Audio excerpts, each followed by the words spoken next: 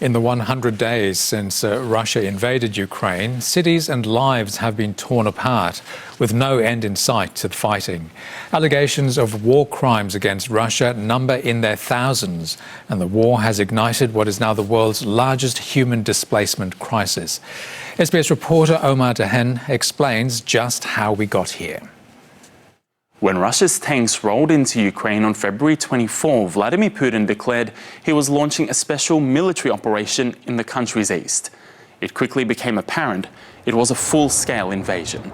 Russian troops entered Ukraine from the north, south and east, with explosions reported in Kyiv, Kharkiv, Odessa and the Donbas minutes after Putin's announcement. Within 6 days, Kherson in the south became the first major city to fall.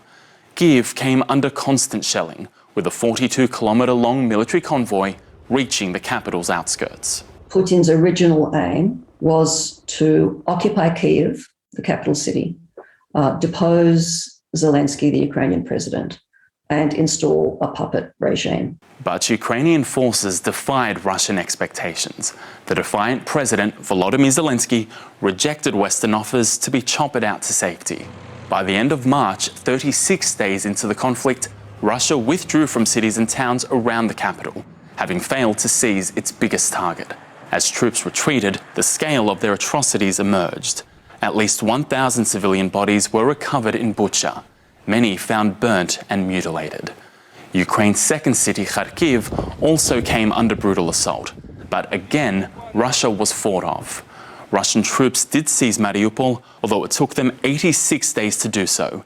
The massive Azovstal steel plant becoming another beacon of Ukrainian resistance. Putin himself, I think, underestimated the strength of the Ukrainian military and vastly underestimated, I think, the strength of Ukrainian civilian resistance. And I think that we saw from February 24 onwards certain blunders and mishaps and strategic mistakes.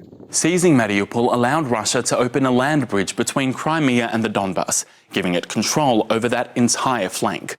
And it's in the Donbas where, 100 days into the conflict, fighting is now focused. The human toll across Ukraine has been immense. The UN's High Commissioner for Human Rights verifying more than 4,000 civilian deaths, including 260 children.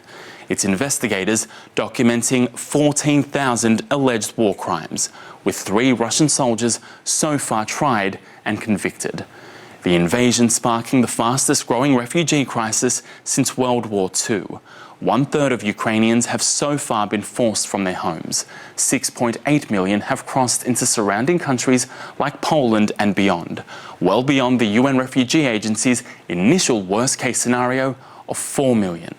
A further 8 million people remain displaced inside Ukraine. And when you meet people behind these statistics, these are individuals, these are people who have had aspirations for their own lives. This is a really devastating situation for millions of people, and the situation still remains quite fragile. Russia's actions have created seismic shifts in Europe.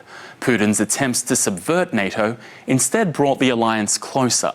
Historically neutral Finland and Sweden applying to join the bloc, over fears they'll be in Moscow's sights next. This week, the EU passed its 6th round of sanctions on Russia, and the US stepped up its multi-billion-dollar military assistance.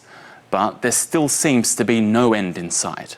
Russia is wanting a long, protracted battle.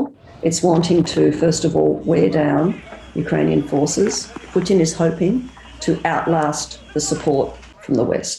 The conflict isn't going to end anytime soon. 100 days into the war, President Putin's ambitions have dampened. A full-scale invasion now becoming a fight to seize as much Ukrainian land as possible. Omar Dehen with that analysis.